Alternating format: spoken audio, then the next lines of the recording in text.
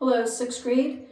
This is Music Appreciation, and we are now starting Chapter 5 officially.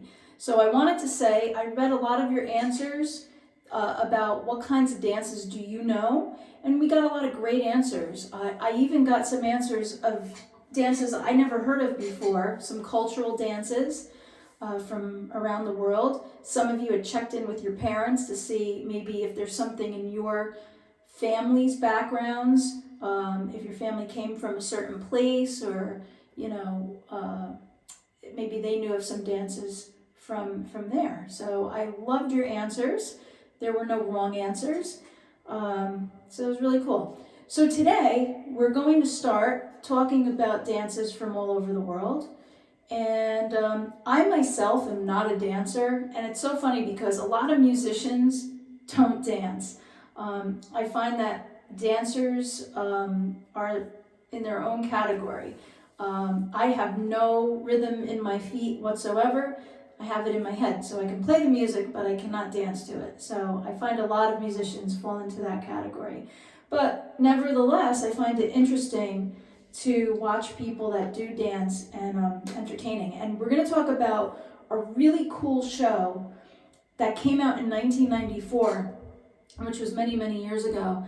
So I'm going to get to that in a minute, but I'm going to start reading from the textbook, and it's only a page long, and I might stop to just discuss a couple things, and then you're going to watch a video of an example of this really cool show that came out in 1994.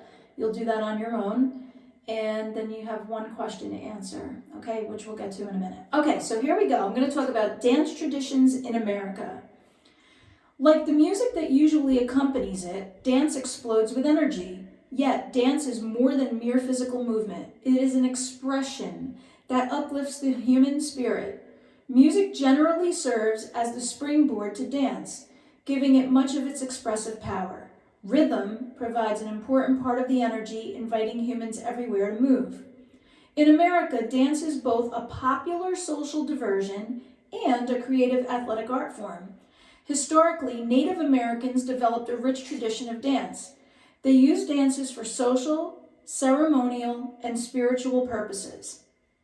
And then during the colonial era, when we had the 13 colonies, there were other dance traditions that were established. Many of these owe their development to European and African roots. If you remember a couple years ago when you were in Stony Brook, okay, even last year or the year before, we did a few dances in class that were colonial dances. So we did some circle dances. I know we did a line dance where we had a move where you peel the orange, where the two lines go in separate places. And I thought we had a lot of fun with that. So we have done some of those in our music classes. Okay, the next paragraph says European influences. So if you think about the colonist, okay, and coming from Europe, that's where these traditions came from. The dances of many world cultures have influenced American dance. One European nation that has greatly influenced American dance is Ireland. Early Irish settlers, that's a dog, never mind. Early Irish settlers brought with them colorful songs that became part of American folk music. Native Irish dances, especially the jigs and the reels, became popular in both social and theatrical settings. A reel is a word, R-E-E-L, meaning a weaving motion. And it's danced to a quick tempo in 2/4 or duple meter, 1 2 1 2. Okay, a reel is for a group of dancers, maybe 2 minimum, all the way up to 16 dancers.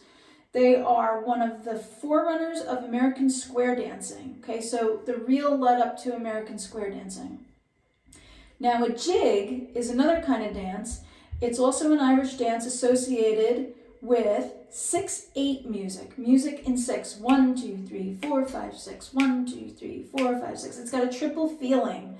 The name jig refers to the dancer's vigorous up and down body movements. Okay? Now we're going to talk about, this is the third and final paragraph. It's called Ceili and step dances. Ceili is spelled C-E-I-L-I. Ceili dancing includes mainly reels and jigs danced at a Ceili, or a traditional Irish and Scottish social dance. Solo dances called step dances are also important in this dance tradition. Step dance concentrates on close to the ground footwork in which the dancer beats out rhythmical accompaniments to a reel or a jig. I can't see anymore. The virtuosic dance becomes very popular in minstrel and vaudeville shows and was often referred to as clog dancing or clogging. Now we get to the show. In 1994, a music event televised from Dublin catapulted Irish step dancing into the worldwide stage. Worldwide. River Dance, as it was called, was a show that went on to worldwide acclaim, combined traditional step dancing with new music and contemporary costumes. The stage show and its many offshoots have become an international phenomenon enjoyed by millions in television viewers and live audiences. Okay? I remember when River Dance came out, and it was very, very popular at the time. So here's what we're going to do. I know you can't see my computer, but when you go to number 2, you're obviously on course now because you're seeing this video. But when you go to the second part, it says watch this, and it's a YouTube video of River Dance. The video is about 6 minutes long. You do not have to watch the full 6 minutes unless you want to, but try to at least watch about 3 minutes of it because it changes. It gets pretty interesting. And then after you're done watching it, you're going to go to number 3, and it says, answer this question in the box below and hit mark done to submit. So it's one question.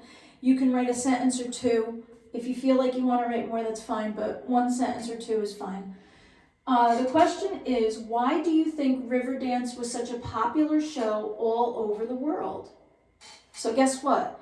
You're not going to get that answer from anything that I've read, okay? You're going to watch it, and you're going to try to identify what people might like about it.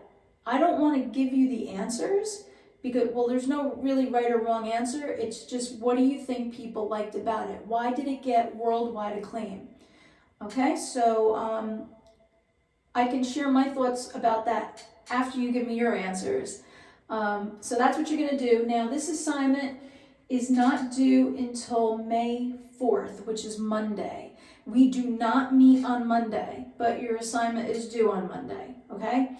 So you're going to submit it through OnCourse. On Tuesday, just as a heads up, we're going to have a Zoom meeting, and I'll send you a link Monday night, and we'll do our weekly Zoom meeting on Tuesday, okay? If you have any questions, and if you have any problems, any issues, you can email me, and I'll get back to you as soon as I can, all right? Enjoy the assignment. I think you're going to like it. See you next time.